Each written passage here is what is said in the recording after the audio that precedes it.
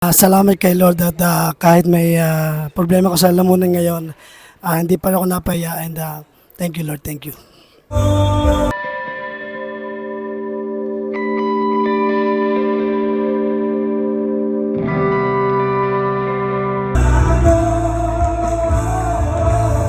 Kinakabahan po ako kasi sobrang galing po ni Kuya Gary pero laban lang po. Kaya binigay todo ko po yung performance ko po ngayon.